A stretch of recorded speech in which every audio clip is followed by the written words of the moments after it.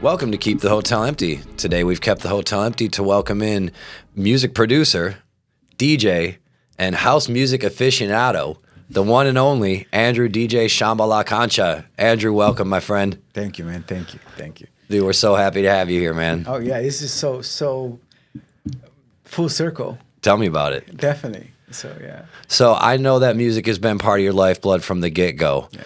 Rewind me all the way back to when you can remember maybe in times in California or when you first started getting into music. What kind of music was it? Where were you at? I was into like Pantera, Metallica, Sepultura. I wanted to be a singer, and I learned how to play the guitar real bad. And that was literally the first, like, was me trying to doodle and to like learn Nirvana, like learn something to play, you know. And I never went anywhere, because it was not good enough, for that. And then I got into like working out and do like aerobics. Yeah. And that's what I heard house. That's kind of like when I heard electronic music, was through workout videos and workout things and workout. And How old were you at this point? Where were you at? Like early 17, like, I was young, like, because I wanted to like do things, but I didn't know what I was. But I love like rock, and I love all that darkness of like Sepultura and Pantera, and I was so into that for many years. Before I, How did you get into that? It just came on the radio, I or think it was more people in my high school, friends, The Cure, like. yes, All those people, all those bands were prevalent in my life as I grew up. There was nothing electronic about it. I think in my late 20s, that's what to be fair, like the first time I think there was these DJs, they came to America during the late 80s, and there was Sasha and John Digweed. Mm-hmm. And they were doing this something tour. I forgot the name of it. And I got to go see them. And that was the first time I got to see like a DJ format complex with this sound and the lights and like a music event. First time I see that. First time I see a DJ in my life was them. Such John Digweed. Progressive house. I ended up loving that music. It's also like the fact that here in America was none of that was here, in a sense of in a bigger arenas. Everything was like underground raves. Like you have to go to this place to get a ticket, to go to the next parking lot to get the ticket, to pay the guy to get the map. So you're talking what, mid 90s, late 90s? That was like literally raves was what it was. It was not like there was no EDC or the festivals didn't exist when it came to electronic music. Rock concerts existed, and it was all generated for rock when it came to that. Because that was not, the merge didn't happen, I think, a little later. So how did you get exposed to the underground? Oh, I mean, DJ workout videos gonna hear you the beat, but how do you get exposed to the scene? I was going to college to be a filmmaker, and I was going. Where was this? Pasadena City College in California, in Pasadena. Yeah. And it was LA. It was like there was something all the time happening, and whatever was new was in LA. Whatever was new in general, right? I think the first DJs I got to see that I remember was like, Mark Farina was one of them, but John Digweed, Sasha, a guy named Paul Van Dyke. Oh yeah, this really hard trance. Yep. I got into that for a little too myself but this is the moment I was just a dancer. I was just a goer, and I didn't thought about making or even want to DJ. It happened way later. So how do you get it? What are these venues where you see these DJs look like? What's the exposure to the world look like? Well, the one in LA was actually the amphitheater that they have there for comedies and concerts. That's what I saw them. So it was a predetermined place already created for that. So it was not. Gotcha. But it was crazy to see it on that premises of a DJ. Right. I went there to see like classical music and rock bands, and then you get to see that. It was interesting too. I mean, there was a combination of things too. I mean, there were, my friend Molly was around, and it was always fun. Right. Because for all of us was new, and I think that really merged and helped the experience when he came to that type of music. And as I went through it, I ended up living here in Bradenton, actually. And I had a roommate for maybe a year or so who was a DJ. He played drum and bass. And the kid did wrong things, wrong crowd, and he went to jail. And when her mom came to the house to pick up the equipment, she told me, "You want it? I don't want to take that with me." And I'm like, "Okay." And it was the first time I still have the techniques. 2 techniques, a mixer, old school Numark mixer, and a bunch of records from drum and bass and break beats. And that's what I started DJing with for many years. And So you hadn't DJ'd at all to the point where you get left some equipment. yeah. Okay, so talk to me about the first time you hook it up and the first time you put the record on. You thinking you're going to do this? I just never touched it. I mean, to be fair, when the room was empty and I didn't need him as a roommate, I was doing okay. Oh my God! At that time, I was a waiter. I was working for the beach house, and it was such a long time ago. And as he progressed, me thinking about it, I haven't think about this in a long time. It was also something really interesting because that beginning of drum and bass was beginning to, like, I would go to a site called God is a DJ. That's the site I went to. Nice. And it was a site that teach you how to DJ. Like they would give you all the basics when it came to the idea of merging things. So I come from a technique of a DJ, an old technique, that is the ability to merge tracks together, but not on the ideal to change the track and move on, but the idea of merging them together and create a new song. Ah.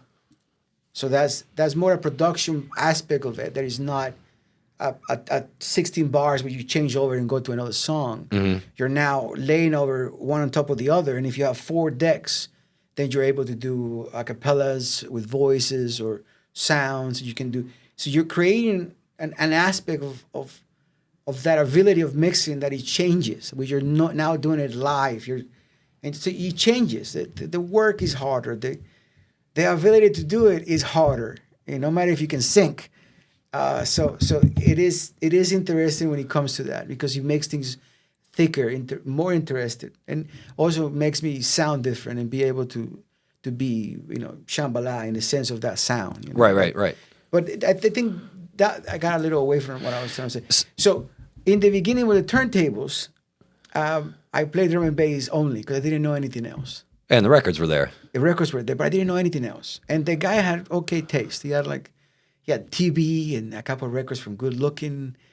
And Good Looking means like atmospheric drum and bass. It's not really hard, but like it was really, really nice.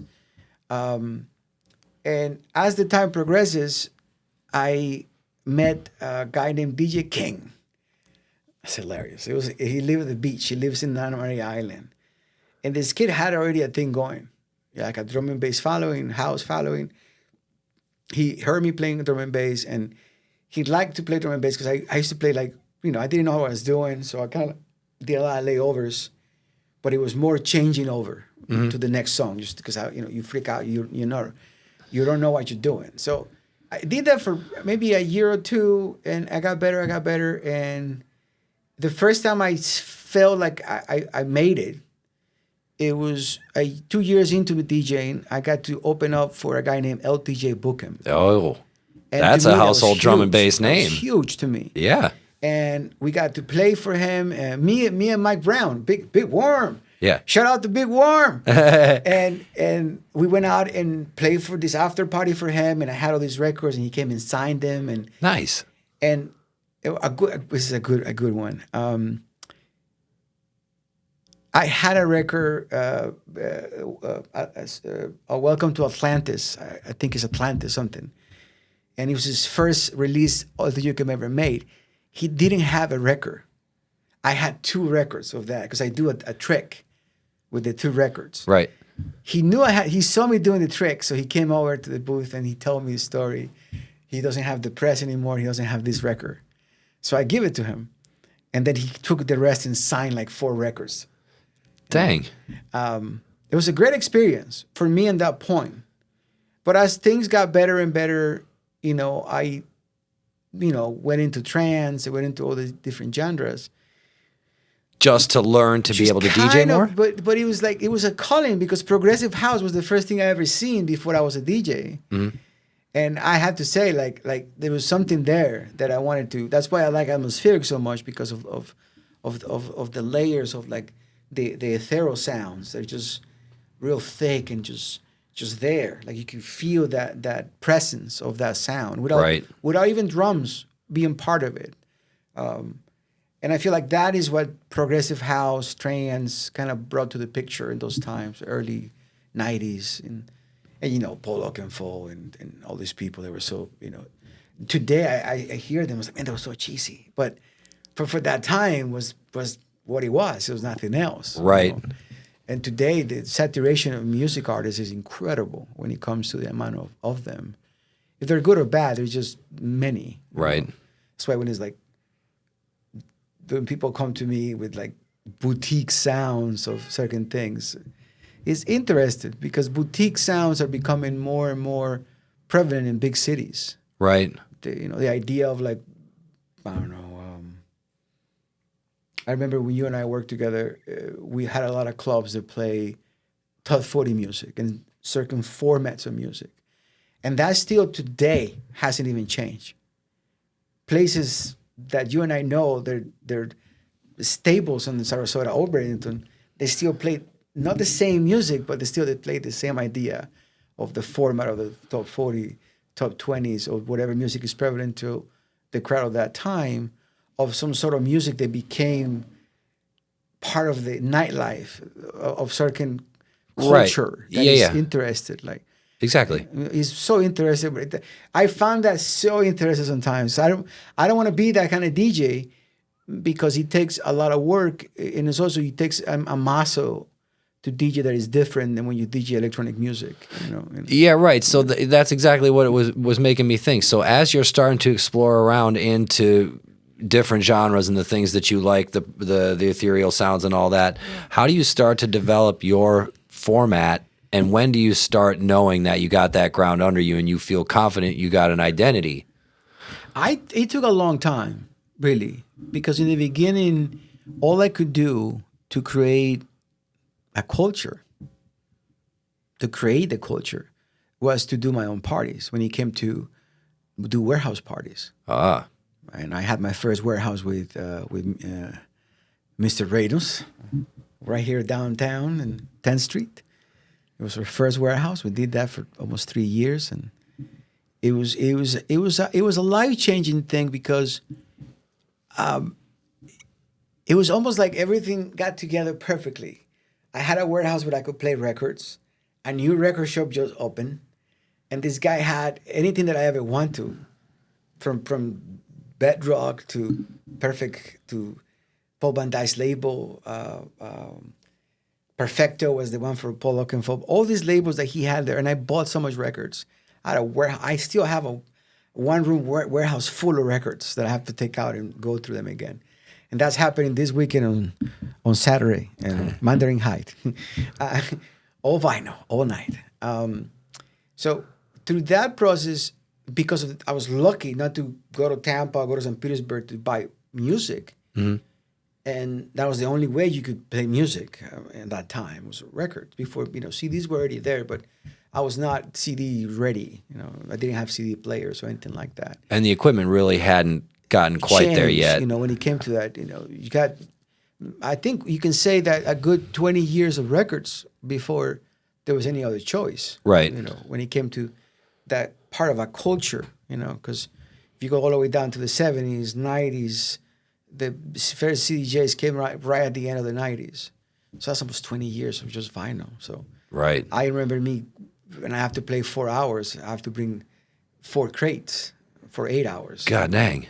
And they're heavy. They're 80 pounds a piece, more than 50 records. So it was interesting today. What you have is a thumb drive, and you have like 1,000 songs, and you can play for 2 days without going to the bathroom. I mean, it's just different. And when it comes to that ability of playing records, as you get to it, and you learn the technique, and I also learned how to scratch and That's another story right there too.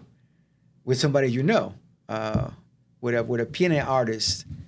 Oh man, I just forgot his name. Oh, so sad. We used to call ourselves the DJs. Nice. And we play. He played the keyboards and bass, and we had a guitarist singer, and I would scratch records that we do covers. So we did The Doors, we did Jimi Hendrix, we did Beastie Boys, and I would scratch the beginning of the songs, and then he would start playing them, and then I would just keep scratching, and then they would play the song and sing. And that's cool. It was pretty. It was like a Blink 187 type of thing. Yeah. Before it was any of that, we had one gig. It was in the car museum. He worked at I saw MASH. I can't believe I forgot his name. He was a virtuoso. That kid was such a still. He now DJs. He came to my side. I remember his name later. He's a great kid, man. You love him. I know you remember him too. I'm sure I Big would. beer. He used to play the keyboards. Bryce?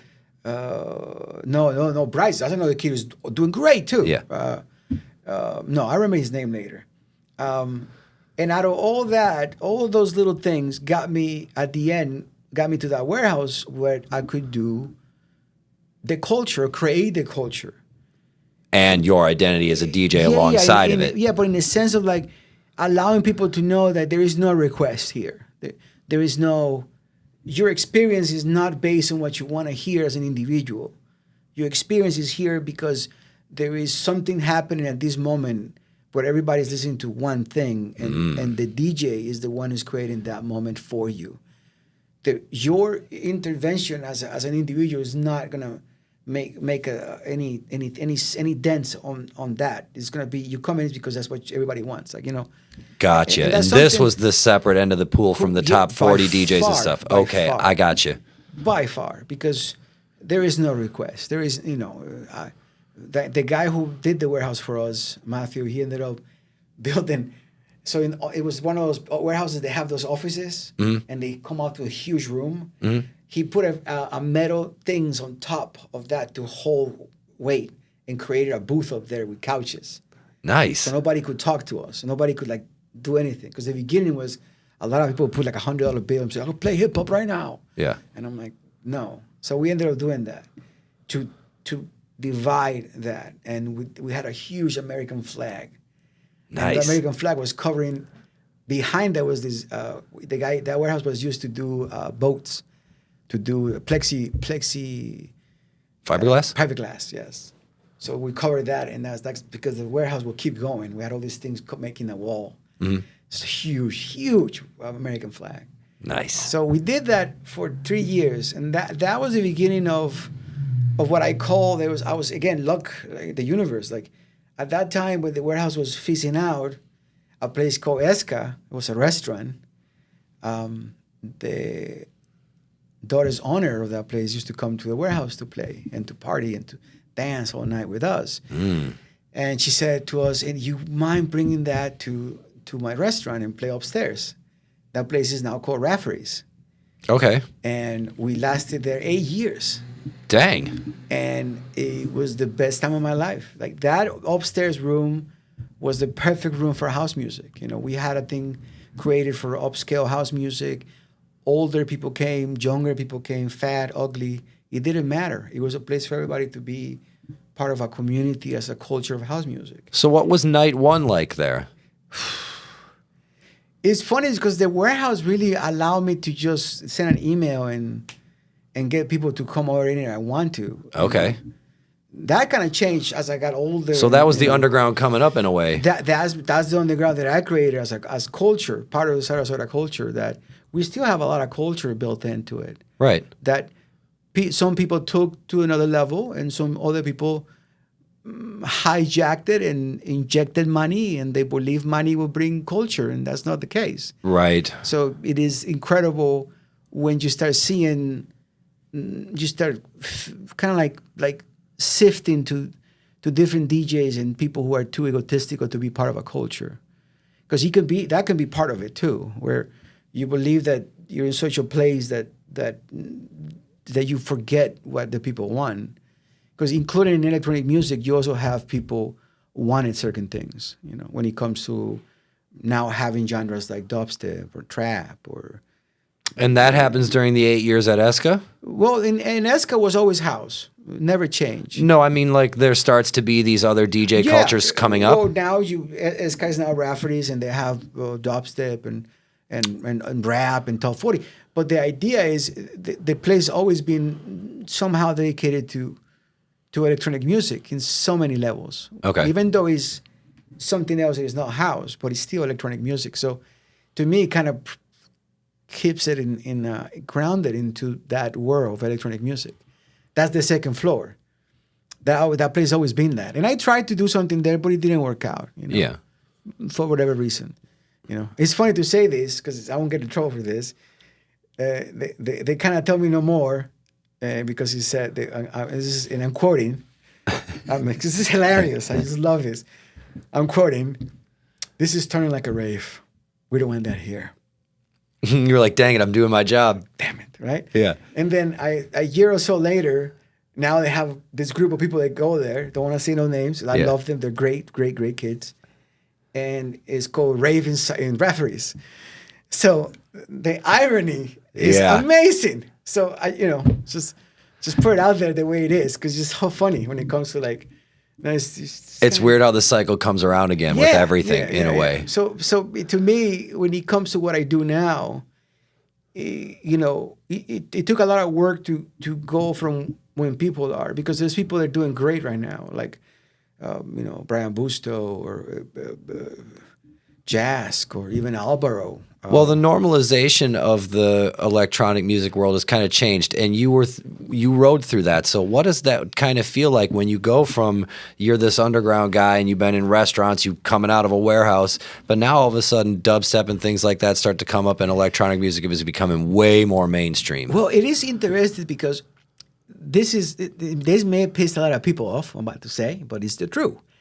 When it comes to a genre that has been forever, and it has no need for being the next thing on the sense of like this is what is popular now. Right. It has never been popular, but it's always been there. It's being house music. So if you start looking at 1978, 1976, 1969, you start listening to certain idea of 4/4 in the ground, created into like the blues and some of this culture. And that became what we know today as so many things as house, as the idea of 4/4 in the ground. But that one, let's say culture, because it's a culture, has been with us for almost 80 years now when it comes to like the idea of what it was, what it is today. Right. And in that time, you've seen many things come and go, including dubstep, including EDM. Right. Including trap, trance. Like there's so many things. Now trance is repackaged of melodic. Whoever house. thought Tiesto was going to go anywhere? But he did. Yeah. But I know why. I read his book. That's because that really got me. He's messed up. I'm gonna say this. His book allowed me to see the idea of hard work, but not in the idea of getting prized by your work, but getting prized by the culture, the community who is following you around. Because it is really hard to, and you can be blinded by the ideals of what you're trying to do in a night, and you're not looking for what the crowds are looking for. You cannot create a club where you don't allow overweight people to come in, or people that are certain looks, or you cannot start like shaving people off of society because you just didn't like the way they look. Like house was never part of that. House was always really inclusive. No matter what you wear, or whatever deal you came with, you were still accepted. Would you say that you noticed that about house music early on?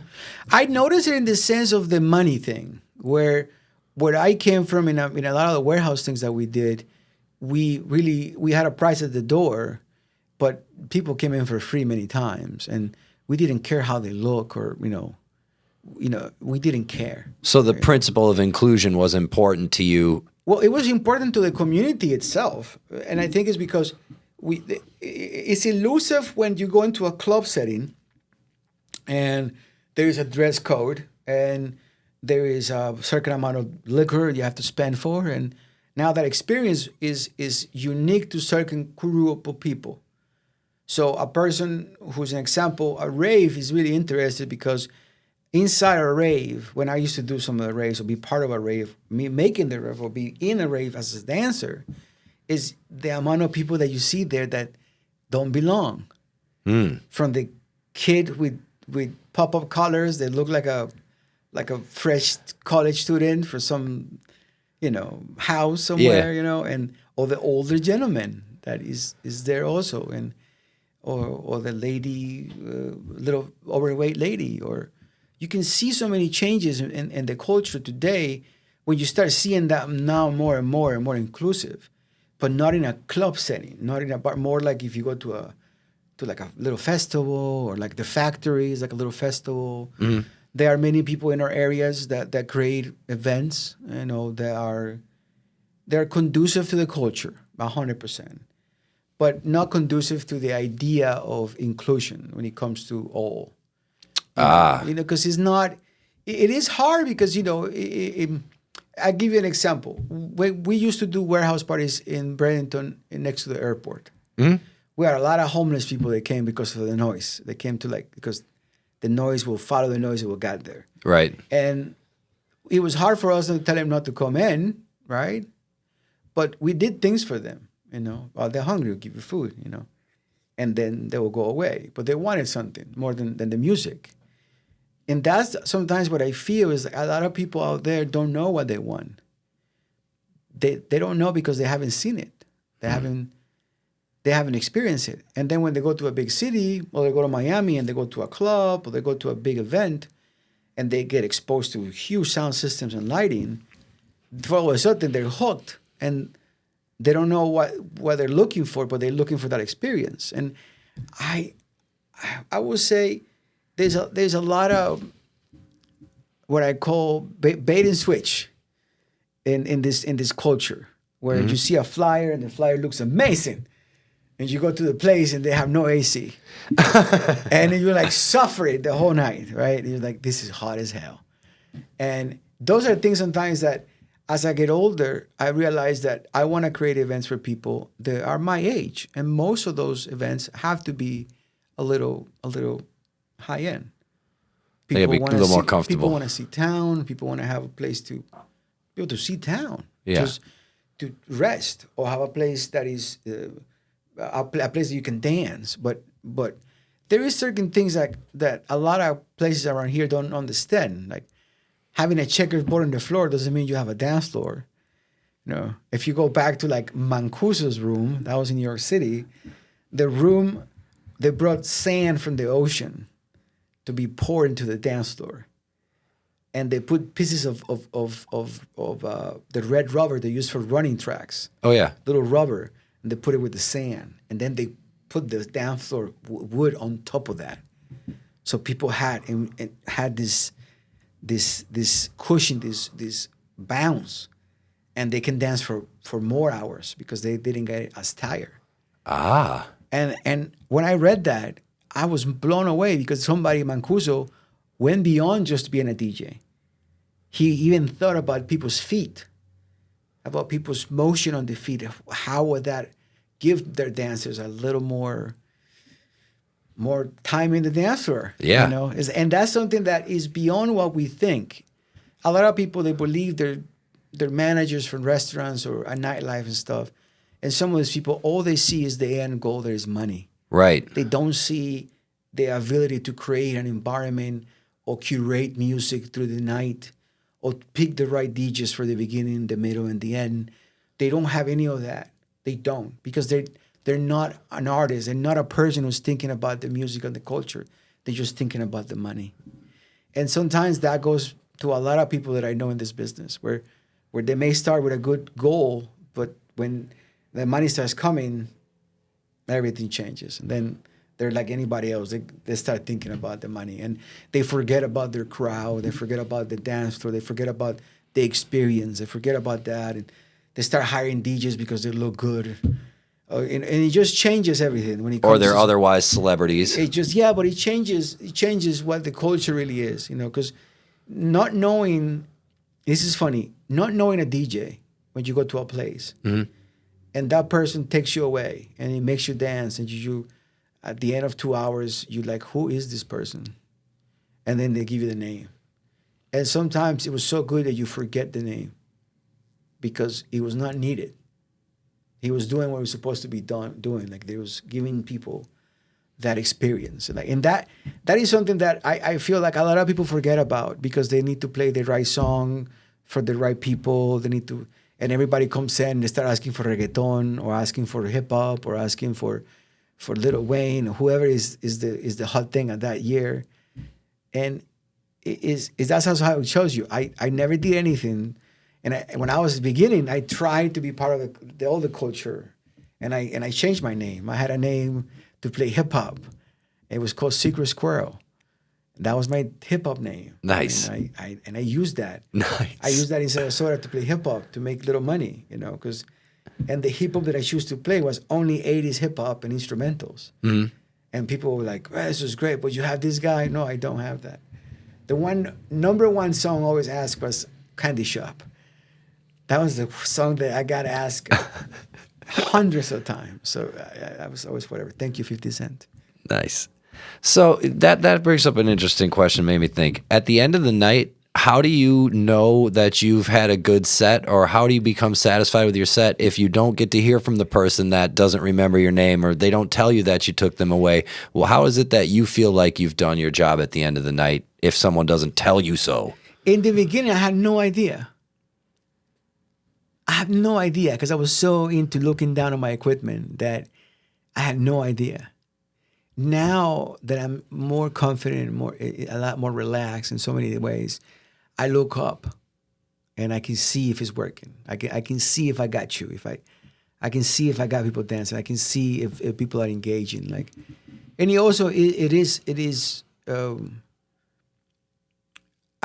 I've always been the type of person that always loved the success of others when it came to the dance floor. Because there are people that have better, let's say, pick the right songs. An example.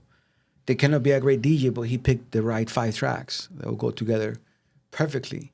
And he got the right time. It's always this equations that when you see it from the outside, you understand why that worked. And it's always like a coin. It's like a little coin for me that I put in my pocket. I was like, I can do that now. I can understand the process of that. And that's something you won't be able to see it if you try to DJ all the time and not allow yourself to enjoy all the DJs, enjoy all the musicians, have that enjoyment, because the part of this is being communitized. This is not the idea of electronic music. I don't think is a thing that is one person. Why I say that is because you meet a lot of people when you listen to Deadmau5 or you listen to all these people talk. They are talking about themselves, but they also have to praise and give thank you to other people before them. Right. A lot of the people today don't even know who made the tracks they play. Right. And it drives me bananas. When you talk to people about music, or like what song, what instrument, what keyboard, what little instrument software you use, like none of those people are in that level. They only play tracks.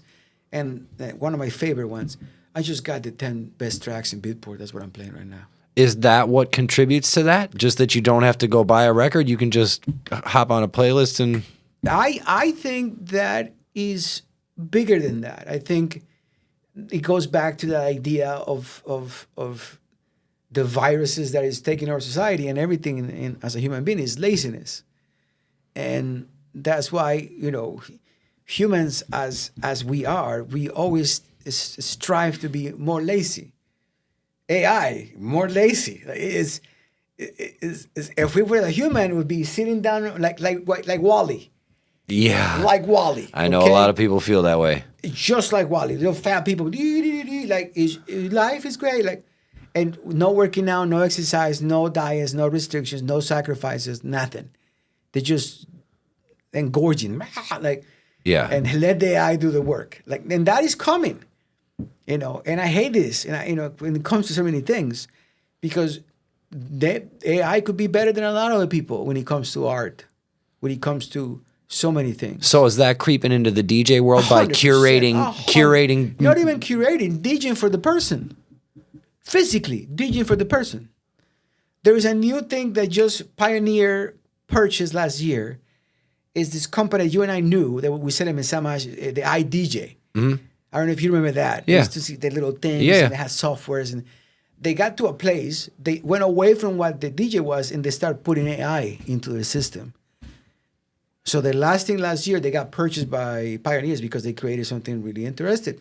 They have a 4 setting of a crossfader, and the crossfader has a hip hop setting. So you can go and it goes all on time. So that if the track is in 90 beats per minute and you have something fast, it will set it up quick before it switches. It does everything for you. Oh man. House, hip hop, whatever you want. So that is creeping in 100%. But I feel that's still the idea of going from one song to the other. As opposed to create something, to give your dancers, your people who are listening at that moment, at that place, allowing to hear something they had never heard before. And that's the roots of DJing? 100%. When the idea would be laying tracks together, and only because you're listening to the tracks, not because the track is a top 40 track, it's because that track may be good enough to be on top of something and create a new track out of that. And have those tracks going together for 4 or 5 minutes together. And all you do is fixing them and nudging them so they stay together. And that is the best. Because nowadays I can loop things and then keep them together, and then I go and get something else, and now I have 4 things. And if I have the keyboard, I can play keyboards. And you are more relaxed to add something to that palette of what you create in life with your DJ equipment. So ultimately, do you feel that the technology that's part of what you do now is ultimately a gain, or it's too much in the lazy camp, or somewhere it's just a wash? I feel like the people, it's going to depend on the person who's using the gear. Of course. So if you have a person who's determined like myself and wants to create something new for the person, so I don't sound like the other guy, because that's my biggest thing, is just I don't want to sound like the other guy. I just don't want to sound like the other guy playing tech house. I don't want to go and play more tech house. I want to bring something different. I can go left field and play some weird remix of The Cure for a second, and then go into that, and then go out of that and take it somewhere else. That to me, that's more important than allow yourself just to, we play tech house here all night. And I'm like, okay. Do you think that just feeling that way alone has become uncommon? That people are mostly sitting out there thinking, now I do want to sound like everyone else because that's how I'm going to get a gig? Yes, 100%. When you meet people, they only follow like follow the leader, almost like there are also different camps, let's say it like that, different camps. Or without putting names out there, because I know people. Yeah. There are always people who have this idea of this culture that is being used in Mexico. It's called Tulum. Oh, yeah. And it's a style of culture. It's a style of music. Mm-hmm. It's this melodic house. Kind of like slowed down quite a bit. It kind of reminds me a little. Remember that the rappers that used to do the chopped and screwed, the chopped and screwed with the syrup. Yeah, and it was slow way down. Yeah, it has. I have to say, the fact that you can connect with me on that. That's kind of where some of these things go. Okay. And it's like, I imagine if you start thinking that you're at the beach and you see the ocean, and you're not gonna play techno. No. You're gonna just slow down, and everything slows down. And 110 beats per minute, 115, instead of being 130. So it's a huge thing. But it is, in the point of listening to that for 4 hours, is boring. Right. It's just boring. Maybe if I'm doing ketamine, you know what I mean? Maybe if I'm so slow and I'm like, but not in the sense of an inclusion. I was going to say, you're not bringing everybody together doing that. There's no inclusion, right? So when I talk about curating nights, is when you have somebody who knows what they're doing, and they have a DJ in the beginning who's a slow down DJ who may be playing Tulum or Afro House or even instrumental breakbeats or something that is non-heavy, hard for at least an hour in the beginning. So everybody gets there and situated, And then you start with the next guy who's going to be, 120, 126, 121, not too fast. And then the last guy is going to be 130, 126. It's going to be now fast. But that guy is going to play tech house. That guy is going to be what the night is going to end up being. And that normally is the time for a headliner. Mm-hmm. And that is what you kind of like want to do. A lot of people don't do that here.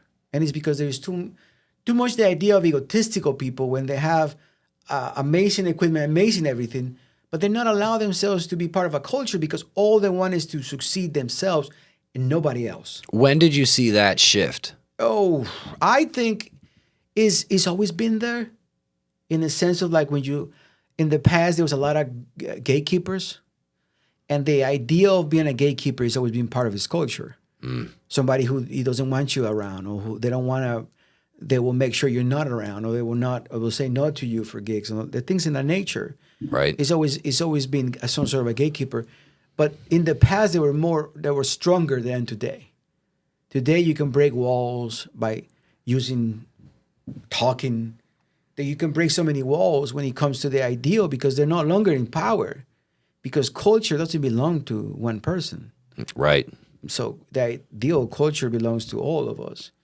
And to me, when you create events where you have merges of things, are the most successful events. Like, I think that's why our lab is a successful event. You have a person playing guitar, a woman dancing, a saxophone player, a guy playing house music. You got a band coming and playing here and there. Like, there are things that people come in and they're excited to see what's next, but not in the ideal, this is a house event only. No, it's not. It's art. So do you feel like the principle of diversity is inextricably tied to the principle of inclusion? The diversity brings the inclusion? I think diversity in music, when it comes to curate a night, is important. If you have a guy playing acoustic guitar or a band playing some like 80s pop rock or whatever they are, because there are people there's a lot of genres that are coming back out of nowhere. Yeah, right. And it's just like, this sounds like. But house remains. Well, it's weird because like even on the aspect of rock, is so hard when I go and look for rock, new rock, and I'm not able to find artists that can keep me with them. Right. I'm not able to like get hooked into somebody. But all of a sudden you go to I go to SoundCloud and I'm like rock, punk rock, and I play and it gives me this place. Out of like 1,000 songs I go through, one be like, who's this person? And it's not even a band, it's two guys. And they have drum machines and they now sound like a freaking band. But then you go into them and they're not. They're two guys, white as hell, never seen the sun, and they're great. They're like amazing. And, right. And you're like, damn, this is good. But then you kind of lose that luster. I'm like, I thought it was a band. I wanted to meet the drummer. Yeah. And it's this weird thing. And I think it's because I'm old. I see certain things, but I'm also new in what the equipment can do. Right. Because I make music sometimes as a challenge. I make reggae. It was the hardest thing to make was that fucking ting, ting, tang. That was the hardest thing to make. It drive me nuts. I spent days trying to get that ding, ding. Oh. See, you don't want to do lazy and get AI to play that for you. So talk to me a little bit. This is somewhat column B. Talk to me a little bit about when you start making music. Ooh, that was 16 years ago. Oh, making music was so interesting because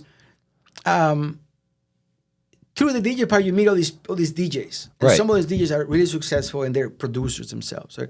And they're producing in a level that they produce tracks every day they have a new track. Or at least every week they have something new. So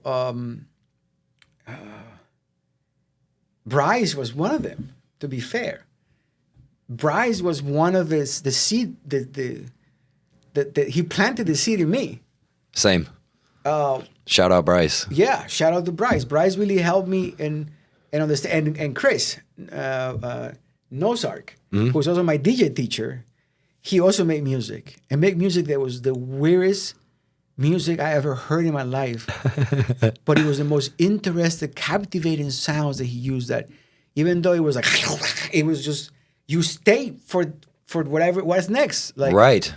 it was such a weird music, and you're like, what's next? Oh, there's something else coming, right? And he'd be like, yeah, it's coming. And you hear this wacky stuff that years later, what he was making was 5 years before any of the dubstep was real. That kid was making that. He was making the 7/7s. He was making, when the syncopation of dubstep started, was 7/7, not 4/4. Right. He was making that by pure, just wandered into it. yes.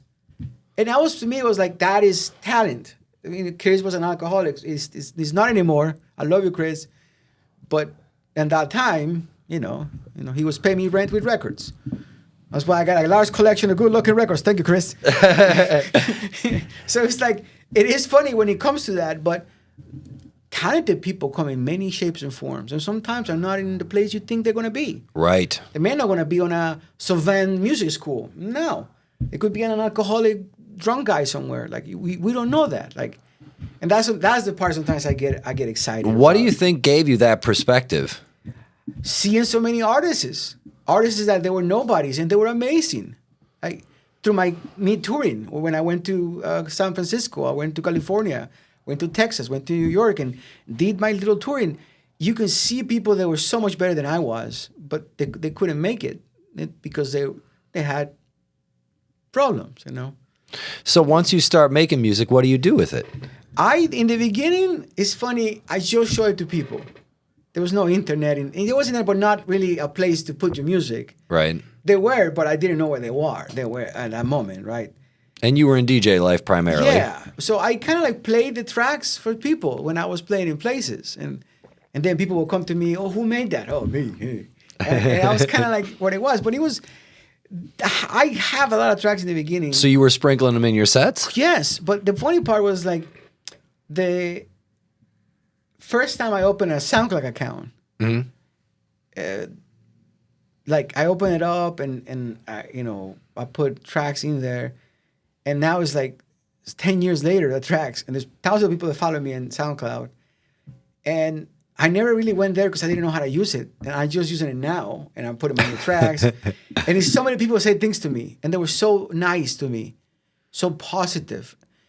It feels so good because I never knew that was there. After my wife died, and I was in this depression thing, I ended up going there, and I found all these people talking about the music in such a positive way. That really helped me.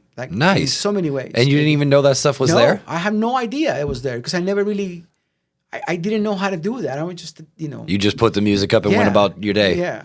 So that is the part now that I'm learning. That is there has to be some sort of communication with your fans, and there's something there that I don't know how to do, So I normally just be myself, and myself gets me in trouble, Yeah. I say things to people they don't want to hear, and I won't tell anyone. And they get mad at me because I'm truthful, and sometimes, I feel like it's better to be like this than to just run around the bush. If you don't meet people like me, you're not gonna be okay.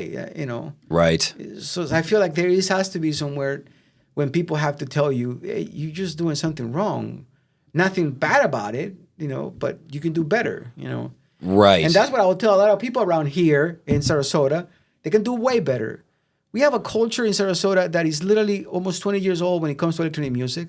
A lot of the older people who live here are from big cities. Those people listen to electronic music, now live here. Good point. And all they have to listen to is the freaking Para guy and some cover bands. Yeah. And some really bad hip-hop. And nobody does anything for it because nobody cares in a sense of a culture because they feel like they lost. They feel like because they're whoever they were lost. Because that's the part sometimes when you talk to people, it's like, I love electronic music.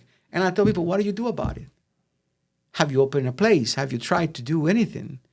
Man, I was like, no. And it's like, nobody really thinks about creating a place with couches and a setting that is more like 1980s cigar bars, right, without the cigars. Why do you think that is? I think it's because there is no people understanding the culture. They just see it as the money grab? Yeah, yes, 100%. Because why are you going to change something that you don't need to fix? If you're already making money doing X, why care about Y, period? I get you. This is the Dude, like to me, one of the oldest places I've been trying. Gator Club, if you listen to this, I don't want to work upstairs. That room is perfect for house music. Just if you listen to this, Gator Club, please, house music upstairs will be good. And that room upstairs is beautiful. Yeah. It's perfect for house. Yeah.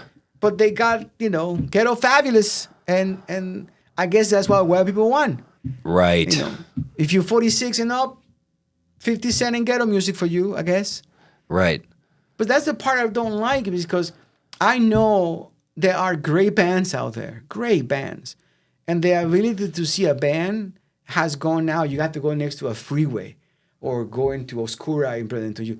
You don't have any more places. They used to be in downtown Sarasota. There used to be places to watch bands all the time, from jazz to rock to punk.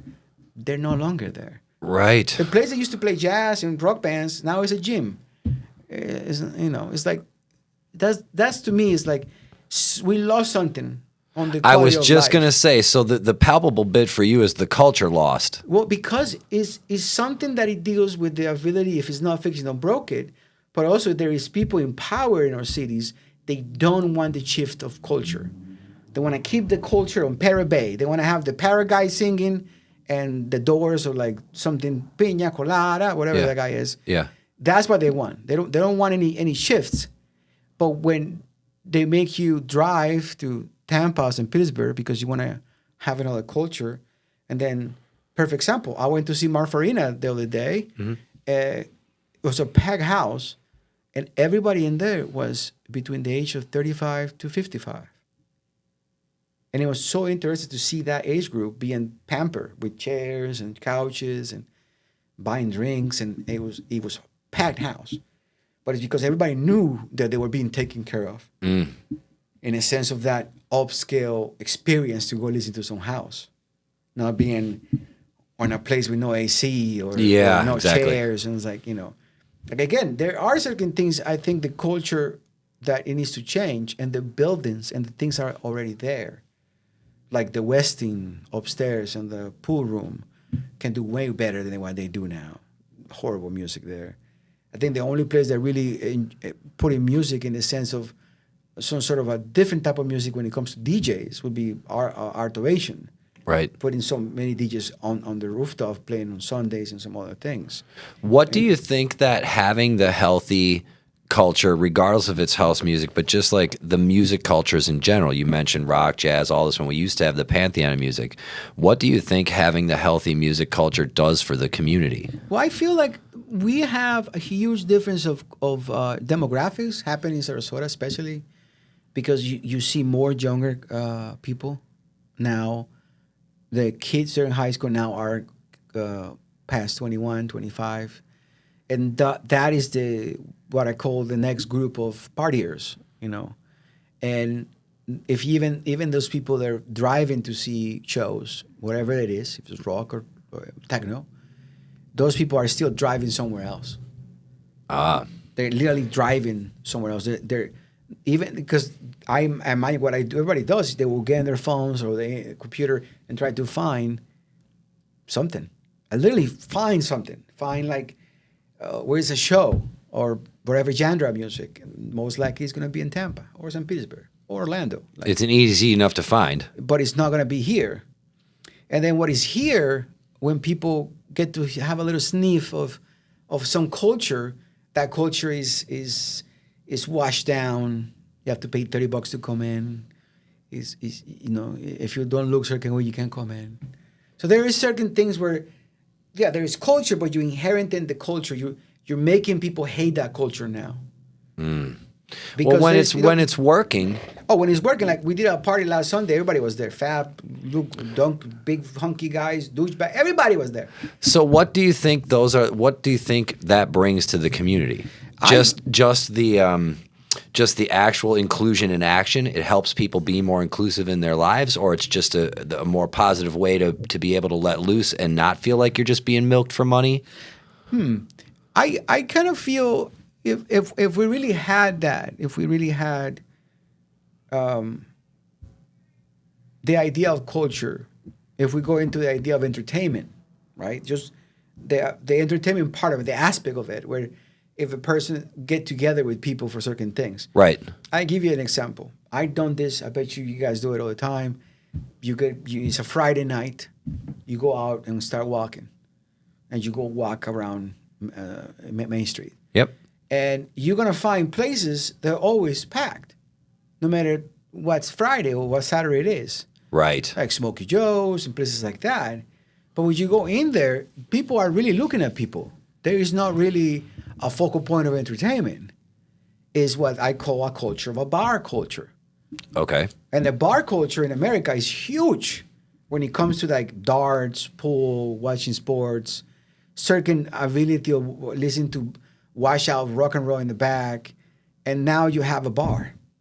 Gotcha. You know? And that culture is everywhere to the United States. Like literally, like that show Cheers did a great job on that part. Because now you see that everywhere you go. Like if you remember this story, everybody knows. Oh, her 100%, 100%. It is a culture now that is part of America. And I feel like that culture was tied to the rock and roll. Yes. And as we got older and everything changed, people trying to like, hey, let's not do rock and roll now because it's not popular. Let's do something else. Right. And then they just become a bar. And that's one is a perfect example because that bar really has nothing to offer when it comes to entertainment. The entertainment is watching people, darts, pool, a really classic certain things. And that place is always packed. Always. And it's a demographic of younger people to do that. That always surprised me because I go there sometimes and I see these kids. And when I go to the factory, I go to this place in Tampa to party. And then you see them there. And I was like, so these fuckers go out. Right. There is nothing to do in this town. So they just by default They go support to the bar culture. because there's nothing else to do. Gotcha. And that part sometimes it falls over the again laziness, like the work that takes to do a night, the ability to create a flyer, talent, bookings, sound systems, making the place look a certain way. I think a lot of people know the work that it takes, and they don't want to do it because it's like an onion. It's a lot of tears to that experience of entertainment when it comes to that part. You're not kidding. A lot of people don't want to be part of that. When it comes to a manager situation, they don't want to be part of it. Why I want to pay you? I don't want to pay you. Like there's this thing, this bar culture that is always been the same culture, no matter what year. It's always this person who's really doesn't want to facilitate you money, doesn't want to facilitate you their time because they want to be like, I'm too busy to talk to you. Okay, that's kind of how they make you feel, and it's funny is because that part of it is what kind of kills me because it's like we're trying to be your soldier. We're trying to make this property be better. We're trying to make this better for you. Trying to bring culture that is different. Because you will be different. Nobody else doing this around here. You will be a different culture. And we bring in certain ability from house to breakbeats to lounge to classical hip hop and instrumental and go into like jazz and blues if I want to. But that part of it, people don't see it because, why I want to pay somebody to bring a sound system and I have to make flyers. And that is, I think people don't see beyond that because an example, owner of a place, I would love this, always happens to me.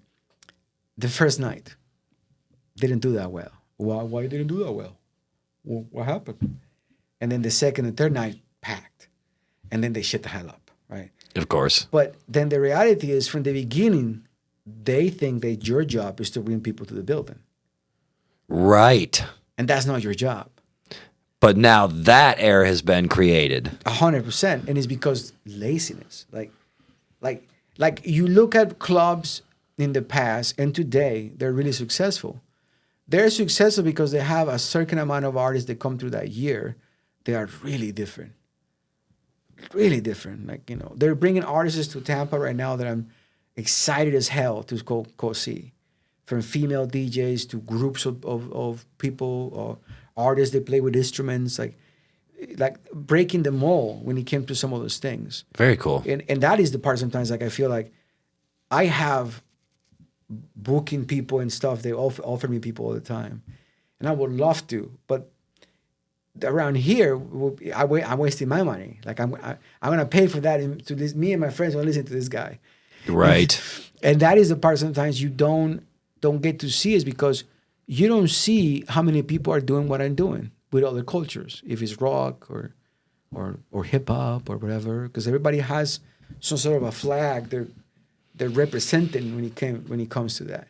And electronic music really did not start that way. No, it started with being opposite. Together. Yeah. It was, and I think I always feel like it's because you have now that. It's just tribalism everywhere. But it's a human thing. It's just everybody wants to be part of something. Right. But this is something funny that I remember saying to somebody the other day, and the idea of an artist when it comes to ego is the tendency to be alone, and the tendency to succeed alone, or succeed in the shoulders of other people. Mm. So when a person that is an egotistical person sees talent, is not going to go towards the talent to praise it. It's going to stop that talent. Gotcha. And it's going to try to stifle or to make roadways or things against that talent if it's better than them, because now it's a thread. And I think that is what I've seen a lot when you see people that are like, oh man, this is not good. I don't know. And the fact is, I am fully prepared. Like anybody who wants to like DJ contest, I'm there. It's not a doubt. Yeah. Is I know what I'm doing, and I have certain hunches that I know will work, but a lot of people don't believe in the aspect of working hard for something. They want to get gratification in an instant. Right. And that doesn't happen with some of these cultures. Man, that's just trickled into everything. But that's what the sync button does. I was going to say, I'm going to take you right off guard on that one. No kidding, dude. It is funny because I don't have a problem with it. Yeah. I never did. No, it's just a clear fork in the road. But I mean, I see it as there's tools. Like the tools on Ableton Live, when you have to do an EQ, they give you a 3-sound EQ or 8 or the other one. Yeah.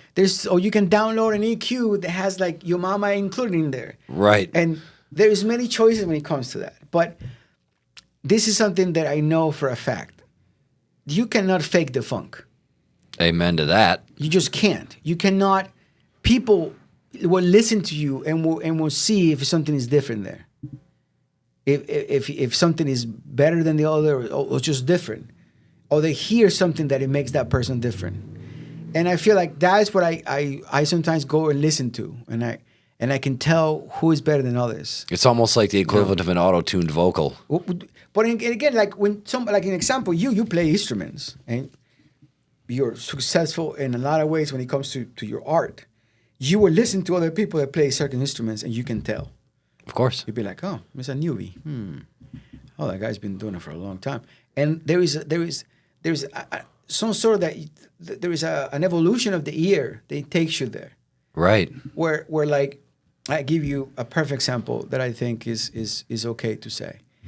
Like, I sometimes walk around here, and I go walk and I look at things. And before that plays the Pizza and Brewery, now it's called the Pie now, the Sarasota Pie. Yeah, yep. Different place. Yeah. They don't play music now, right? But before they did, they played certain music that was really violent, and they had people there for that choice. And they choose for that kind of music is because it was always packed. It was always packed, and they use like what I call fighting hip hop more. That they mix that with trap and dubstep, and they did it together. Yeah. And when you listen to those type of sounds, they are violent sounds, no doubt. Just even if you don't understand the language, you know. Yeah, right. And they have to put 2 police officers on that corner, literally at all times, because of the amount of fights that were happening all the time. When I started working at Jume down the street a couple months ago, before they closed. I worked in Jume for a month before they decided to go hip hop. And I had people coming. I had some of the best nights playing house. It was such a good little place. I loved it. But the guy didn't want to be part of it. Like, he just didn't want to be part of it. He didn't understand it. He didn't know what it was. And this guy was clearly a hip hop head, clearly a person who wanted to do urban right from the get-go. Right. You know. But again, I cannot. That's the part, like, you cannot discuss that with other people when their viewfinders are always in hip hop land, or they don't even know house exists. They don't even know. Now people understand what some sort of a house for, because now he has breached into like the top 40s. Now everybody listens to house. Like every single rap artist right now in the past 5 years has used a house beat remix for their raps. Like, oh man. So you can now understand, like, in the past, a rapper didn't need to make a house mix. Oh yeah. They didn't. No. Now they do. Now they do. It's a must. So when you're a rapper, you do your acapella, you do your main song, your original song, circuit mixes, and then a house mix. And that's part of the work that you put in when you go into the places for the studio parts. Like 100%. Because I seen some of those things where they give you what you're supposed to be, what they're expecting from you. Right. Because I did a beat for this kid. And it was literally like they wanted house mix. I'm like, oh, damn. But that's the way it is, because they know there is money on that part of it now, because it's now a monetization situation. Now the house has breached over the other side. People are like, okay, we can make that into house. You know, it's like, so now you hear everything into house now. I mean, and then maybe you cannot have two police officers on the corner. Well, now you see that, because house and the idea of house music doesn't do that. No. It's such a weird thing. You can have 1,000 people under one room playing house, and people don't fight. No. It's so weird. No. But if you couldn't imagine that. But if you play that would be a messed up scene. But if you play like some kind of booty break beats, or like some bass house mixed with that, then you're gonna have some fights, you know. But somehow when you listen to house or deep house or like lounge and stuff like that, it's impossible. The vibe is different. Like, yeah, it's just way different. Like, someone should do a science experiment on that. There are some. There are a couple. There's some deep seated parts of our lizard brain or something at work there for sure. No, there's a couple, man. There's I don't want to go into this because I know something about that. You know, Goa trance. Yeah. Right. There's a guy who just died this year. He was Goa Gill. He was the creator of Goa music. He went to an island. He had the biggest club in the island of Goa music in the world. And this guy got DJ like all the way into his 60s. You know, big guy. He got himself go. He was really fat, and he did this stage. I remember him 15 years ago playing with tapes. And then he would like cut him and then tape and then case him again and then play tapes.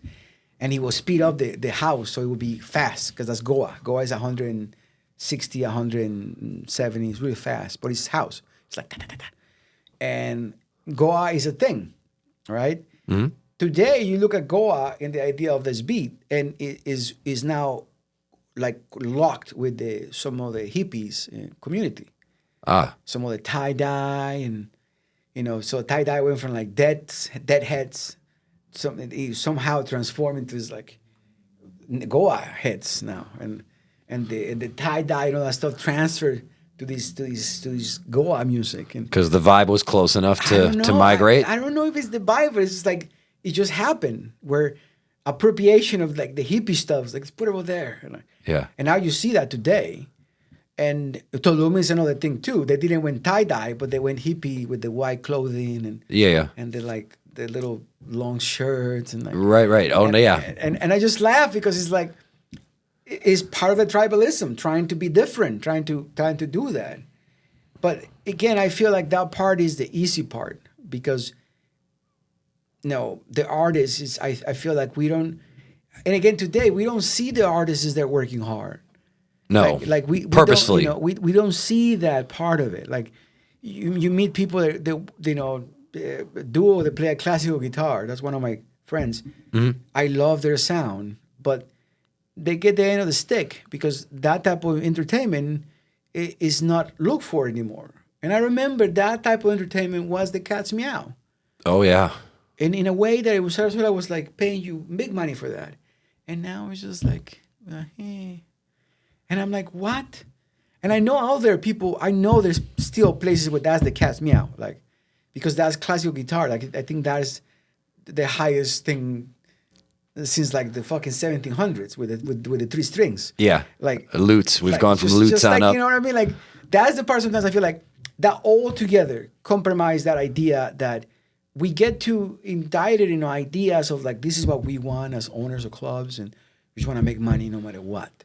That's gatekeeping and capitalism. Yeah, but that's the part of it. Like if somebody in Sarasota, and I say this, will make a club or make a Quasimodo club, like something that is not a club but it's a club. Yeah.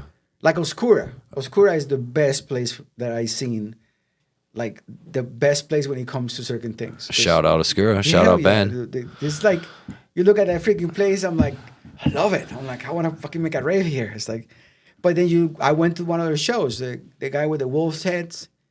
There's kids that dress like teenage wolves. I'm not sure, but that sounds fun. Dude, you gotta go watch it. Yeah, they're crazy. That sounds fun. One of them is dressed up like the wolf with a mask and the hair coming down the hands, and you have the whole like a basketball get up like the movie. Yeah, like Teen Wolf. Well, dude, the best. But it was packed. Yeah, I had a blast. But that's the part. I allow myself to experience other things because I am not such a like, this is the only thing on my house. No, there is more to what I do because sounds can be used for house, like any sound. So when I hear this music also like gets my creative juices going. Like love that. When it comes to that part, because I love to hear all the DJs and go to see all the shows but when you start seeing that they're just like egotistical pricks, you're like, oh, I'm out of here. Yeah, it's the other side of the fence. It's just like why I'm here to help you, and this sounds like shit. Right. See you later. It's like that is the part. It's like I already paid my $30. God damn it. Then you go somewhere else. But that's the part. Like Sarasota needs more nightlife, but not in the way they are doing it when it comes to this ideal for all people. There should be a differences of places. There should be a place where all people go.